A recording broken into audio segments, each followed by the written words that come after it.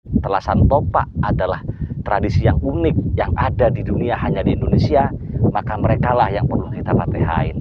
Kayak gitu sebenarnya. Nah, tapi nanti kita agak mengerucut bagaimana Telasan Topak dalam konteks kemaduraan kita. Ketupat itu mempunyai filosofi, Ya. mempunyai makna. Dimana yang saya baca dari literatur, yang pertama adalah kerumitan.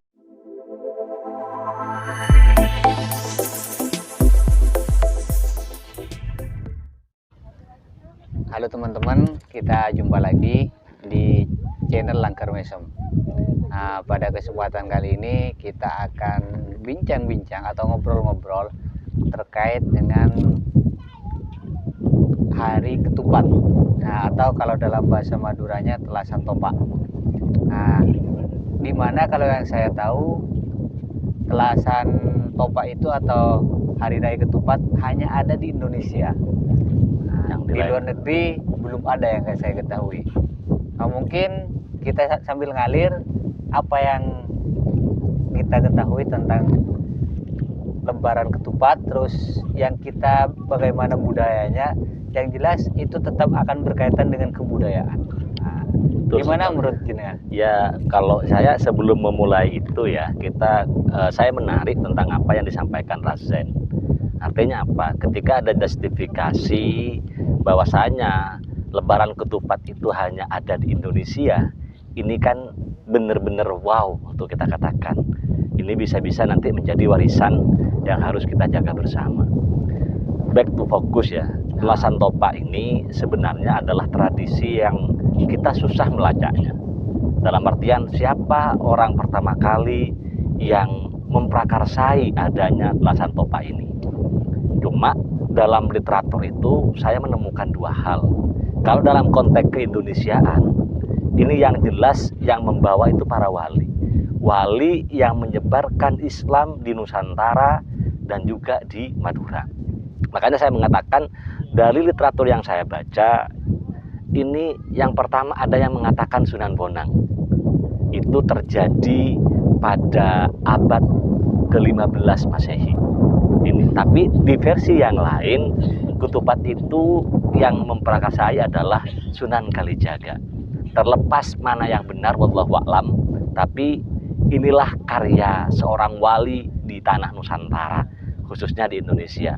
Maka ketika dikatakan Telasan Topak adalah tradisi yang unik yang ada di dunia, hanya di Indonesia, maka merekalah yang perlu kita fatehain.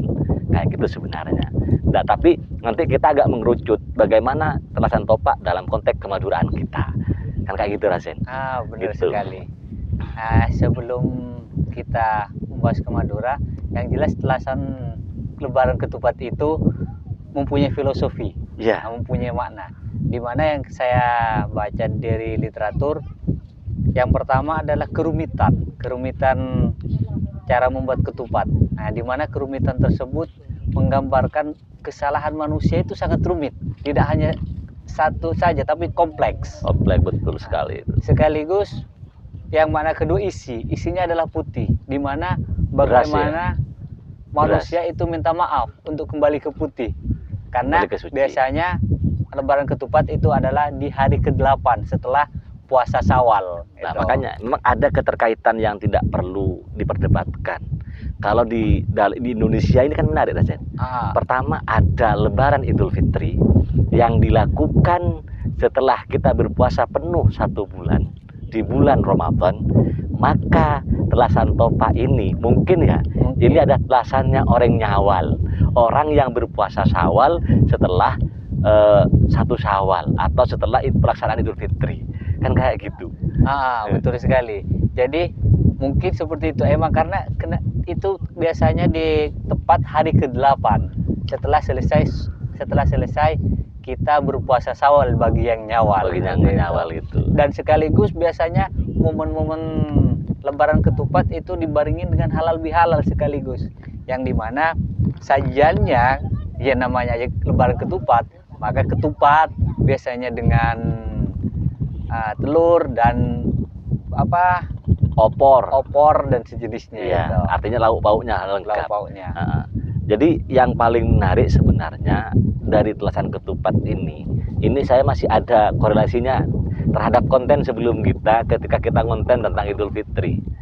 Makanya Rajen tadi bilang, ini apakah telasannya orang yang berpuasa Syawal atau tidak? Artinya jangan mengaku-ngaku kita dengan ketupatan. Kalau memang ini nanti kita tarik bahwasanya ketika ada konklusi misalnya telasan Lebaran Ketupat ini atau telasan Topak dalam versi Madura adalah lebarannya orang yang puasa Nyawal. Ini kan berat sebenarnya kali itu. Artinya jangan sampai kita mengaku-ngaku lebaran Topak dan sebagainya. Tapi saya masih kecil itu masih ingat bagaimana tradisi-tradisi ketupat yang dilakukan oleh orang-orang Madura. Ini begitu luar biasa, bahkan tidak kalah meriah dengan pelaksanaan Lebaran Idul Fitri. Yang mana kita sebagai orang Madura lah, saya pribadi, sebagaimana Rajen sampaikan, filosofinya adalah adanya kerutan.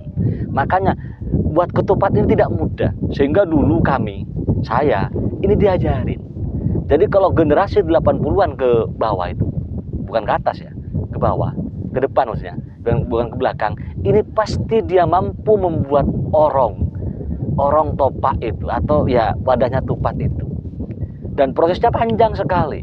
Makanya kerutan-kerutan itu sebenarnya kalau kita mau narik filosofi yang disampaikan Rajen, pembuatannya begitu kompleks, ruwet dan rumit yang menandakan bahwasanya hidup kita memang penuh masalah. Hidup kita itu penuh dengan permasalahan. Tapi endingnya ketika di dalam ada isi putih yang identik dengan beras setelah dimasak menjadi putih, maka ending dari permasalahan, keruwetan hidup dan segala tetek bengeknya yang ada lah. Ketika nyampe pada endingnya matang, dalamnya putih, dibelah dua isinya putih, maka itulah tandanya suci. Artinya bagaimanapun kita berkelana, bagaimanapun juga kita melanglang buana, atau bagaimanapun keruwetan hidup kita dengan kompleksitas pemerasannya, maka endingnya harus putih, kembali ke Tuhan. Itu Rasen. Iya benar. Jadi sebenarnya keruwetan itu adalah menurut saya bentuk bagaimana kita menjadi putih.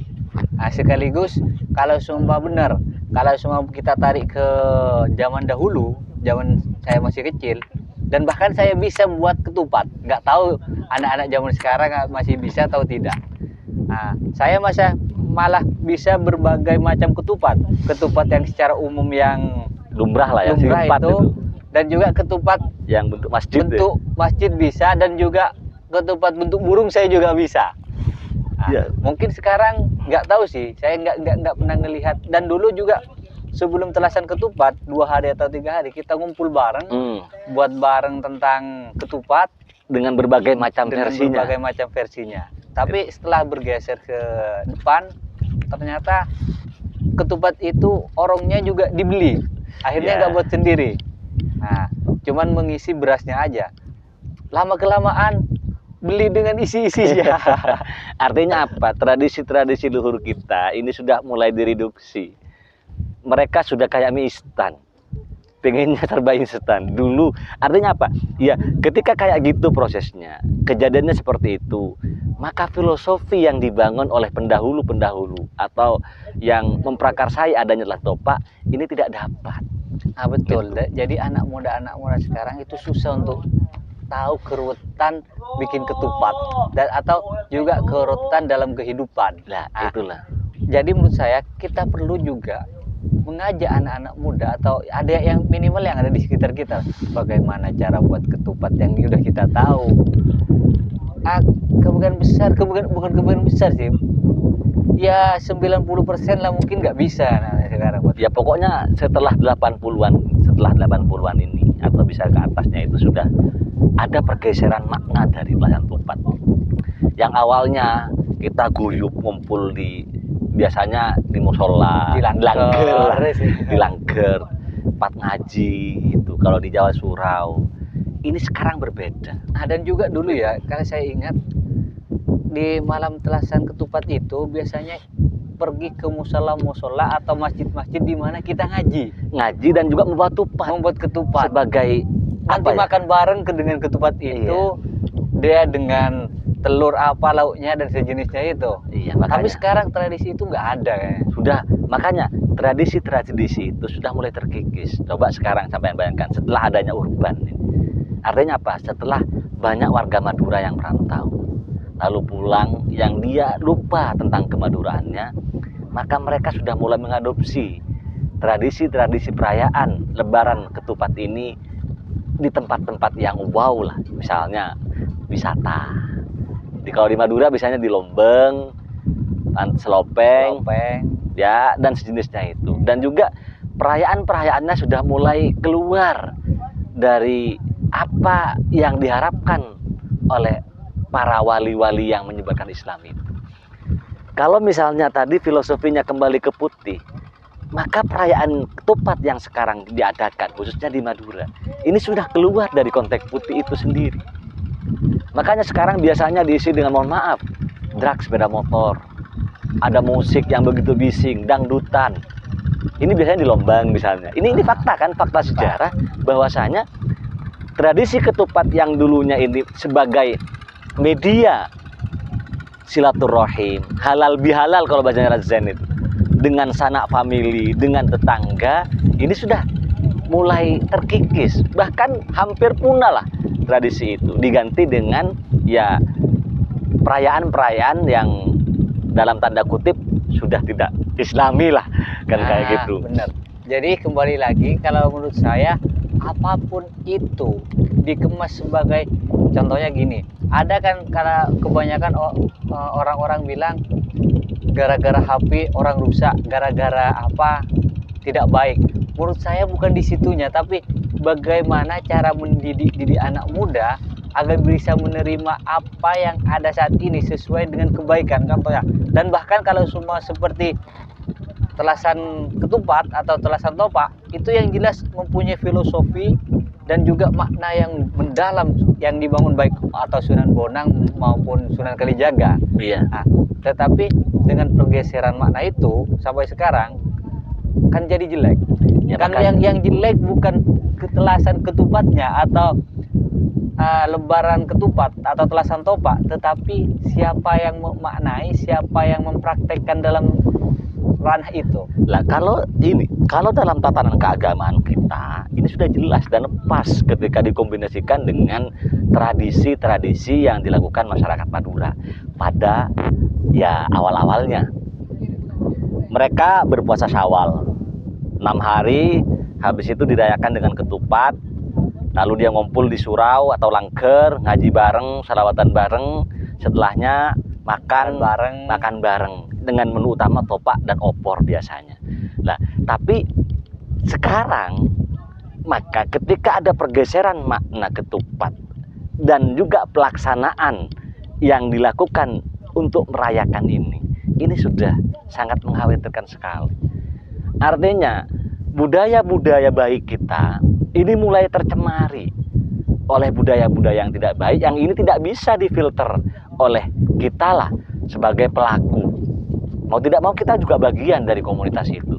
Kenapa? Karena terkadang saya juga ke Lombang gitu untuk itu. Ini menurut saya bukan masalah ke Lombangnya sebenarnya. Iya.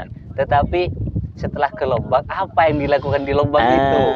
Iya. Kalau semua ke Lombang kita semisal ya mensyukuri nikmat Tuhan apa. Tapi kalau ke Lombang hura-hura atau malah mabuk-mabukan, berantakan, itu yang tidak baik kan. Tapi kalau ke Lombang kita, wah indahnya pemandangan yang diciptakan Tuhan, atau tadabbur alam.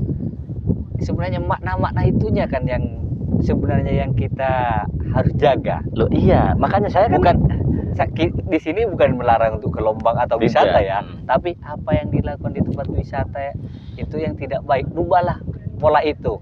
Ya makanya kan faktanya sekarang yang ada ini misalnya di Lombang banyak orang kemah ketika ketupatan dengan musik yang luar biasa, sound system semuanya. Ya ini maksud saya, ini yang terpenting. Bagaimana kita menjaga tradisi ini. Tradisi ketupat ini dilihat dari dua versi. Sebagaimana tadi saya sampaikan tadi, ini sudah masuk sekali dan pas. Dalam konteks keagamaan ada dalilnya. Nah, ada hadisnya. Itu. Kenapa? Nabi sudah pernah bersabda, ya siapa sajalah yang setelah puasa Ramadan maka dia melanjutkan dengan puasa 6 hari di bulan Syawal, ini pahalanya luar biasa. Dan juga diikuti kebaikan, maka kebaikannya dilipat gandakan. Maka menjadi momen yang pas ketika setelah lepas 6 Syawal ada ketupatan. Sebagai bentuk rasa syukur kita setelah kita, ya kalau dalam bahasanya Razain adalah ya Ramadan sebagai madrasah, maka puasa 6 Syawal sebagai madrasah juga ketika nyampe di momen Telasan Topak. Kan kayak gitu sebenarnya. Betul. Ini sebenarnya. Menurut saya kalau sebab dianalogikan seperti itu, Ramadan itu adalah kita MI selama 6 tahun kita sekolah. Iya. Nah, sedangkan Syawal itu adalah MTS, kan wajib sekolah 9 tahun. Iya. Nah, Itu. itu. Versi Indonesia. Versi Indonesia aja itu. Yang jelas bahwasanya yang paling menarik Telasan Topak ini pertama kali orang yang memprakarsainya adalah orang-orang wali yang menyebarkan Islam di Nusantara.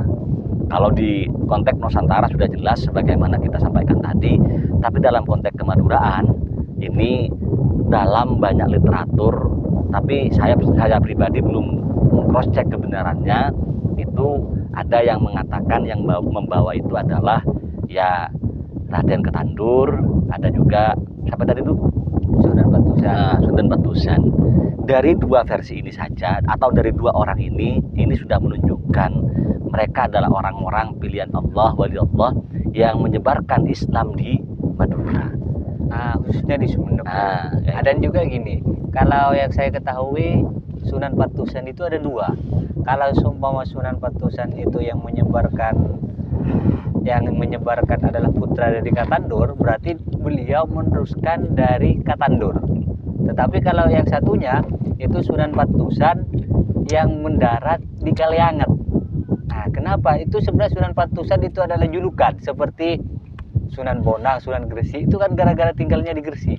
Nah, Sunan Batusan itu biasanya setiap murid nyantri ke sana ditutus dulu atau dimandiin itu dulu. Akhirnya karena setiap nyantri ke sana dimandiin atau ditutus, hanya dijuluki Sunan Batusan. Nah, Raden Batusan seperti itu. Artinya mereka itu punya lakop seperti itu karena disesuaikan dengan konteks yang mereka sering lakukan. Iya, betul. Ya. Jadi kembali kepada Telasan Topak ini, mari Telasan Topak yang ada ini kita rawat bersama, kita kembalikan Telasan Topak pada versinya. Nah, betul. Jadi gini juga, menurut Pak D, apa yang seharusnya ya kebudayaan itu yang buruk itu ditinggalkan, tapi yang bisa dirubah kepada yang baik itu dirubah kepada yang baik, dan yang baik itu dijaga. Nah, ini juga sama. Kalau seumpama dari kebudayaan Lebaran Ketupat sekiranya ada perubahan ke yang baik juga nggak masalah. Tetapi kalau bisa merawat yang lama juga nggak masalah, asalkan jangan rubah yang baik menjadi tidak baik. Ini yang terjadi sekarang. Makanya ya sangat disayangkan sekali gitu. Jadi sebenarnya kalau saya pribadi sangat bersyukur sekali dengan adanya Telasan Topak ini. Kenapa? Telasan Topak sebagai media untuk introspeksi diri, terutama dengan keluarga, terutama dengan sanak famili, dengan tetangga. Kenapa? Karena momen itu setelah Idul Fitri. Idul Fitri kan mohon maafkan. Betul. Ya kan? Memaafkan orang-orang yang punya salah kepada kita, atau kita yang punya salah, kita yang minta maaf. Maka momen Telasan Topak ini sebagai implikasi, kalau kita sudah baik maafkan, maka ditampakkan dalam bentuk sikap abolong, acator, tak sokeran dan sebagainya. Nah, betul gitu sekali sebenarnya. Dan bahkan kalau semua mau ditambah, menurut saya seperti ini. Biasanya kan kalau di perayaan atau semisal seperti 1 abad NU kemarin, di malam puncak kan ada pesta pora, baik itu sholawatan atau apa. Nah, kalau semua di malam Telasan Ketupat atau Telasan Topak juga sholawatan majelis semua ngundang Az-Zahir, terus Habib Syekh, gak masalah, itu bagus. Gak masalah itu. Kenapa? Karena memang dulu kayak gitu, cuma dulu itu dilaksanakan di langker. Itu. Jadi setiap langker yang ada di desa-desa atau langker tempat ngaji alif ba ta itu yang dijadikan tempat untuk merayakan Telasan Topak ya oleh orang-orang Madura itu, sehingga Dulu tidak ada itu dulu ya, mohon maaf, ini bisa di cross check. Dulu tidak ada perayaan Telasan Topak itu mohon maaf, di tempat wisata. Tidak ada itu. Kenapa? Karena semua terfokus pada Langker. Itu. Makanya benar. juga mohon maaf, saya kata dulu Zen. Kenapa? Kita juga ngambil tema Langker karena dulu Langker itu sebagai tempat berbagi pengalaman dan berbagi Berbagi itu. Nah, Filosofi. benar. Saya kalau cuma melihat dari sejarah emang nggak ada di tempat wisata. Tetapi kalau semua mau ke wisata, menurut saya nggak masalah asalkan dikasih nilai-nilai atau tradisi-tradisi yang emang sesuai dengan makna filosofinya ketupat. Ya. Bukan ke sana untuk hura-hura, mau-mabukan atau yang keluar dari konteksnya lah itu. Ya, artinya ayo kita kembali kepada kaidah. Kalau sampean menyampaikan tadi apa yang disampaikan oleh Pak D, sebenarnya dalam kaidah keislaman sudah ada. Kita merawat sesuatu yang baik itu, sesuatu yang lama tapi baik. Tapi kalau ada yang lebih baik, ayo kita ambil itu juga itu. Betul. Itu Razen. Mungkin cukup ya, Ya. saya. Ya, insya Allah cukup gitu. Sebagai informasi lah bagi kawan-kawan. Kalau sumpama ada kawan-kawan yang ingin menambahkan, bisa komen, atau tahun depan mau konten dengan kita tentang Telasan Topak atau Lebaran Ketupat juga boleh. Yang terpenting karena ini tidak hanya ada di Madura, sebagaimana di pembukaan awal bahwasanya ini adalah tradisi yang ada di Indonesia, yang Indonesia itu bermacam-macam suku. Maka kalau ada kawan-kawan netizen yang punya ya cerita tentang Telasan Topak atau akan bercerita tentang tradisi Telasan Topak di masing-masing daerah, monggo. Betul, Kami akan monggo. sangat senang sekali itu. Betul. Kami sangat senang sekali. Dan juga kalau semua di Jogja itu ada sawalan di mana tradisi sampai ke kerajaan itu. Iya. Keraton. Mungkin ada statement closing untuk Telasan Topak? Gini sih, menurut saya baik itu ke pantai kemana aja itu nggak masalah, tempat wisata nggak masalah, tetapi jangan pernah tinggalkan makna atau filosofinya di mana lahirnya Telasan Topak itu atau Lebaran Ketupat. Dan juga kembalilah rawat di malam Telasan Ketupat atau Telasan Topak itu, kembali kita ke Langker atau kembali ke musola masing-masing untuk kita menikmati enaknya bersama, menikmati hidangan ketupat bersama. Itu momen-momen yang kalau semua suatu hilang itu eman menurut saya. Mungkin seperti itu. Oke, saya akan menambahkan saja ya, selamat Hari Raya Topak ben lontong, manter dedia orang si tepak ben ontong. Artinya itulah filosofi Telasan Topak, dan saya pikir sekian dari kami. Menurut saya terjemah dulu bahasa Indonesia itu. Oh iya, biar orang ya, selamat Hari Raya Ketupat. Semoga kita menjadi orang yang tepat dan beruntung. Itu saja sebenarnya. Gitu. Betul. Sekian dari kami ya. Semoga bermanfaat. Hormat, sampai jumpa lagi di channel Langker Misem. Terima kasih dan salam Langker Misem.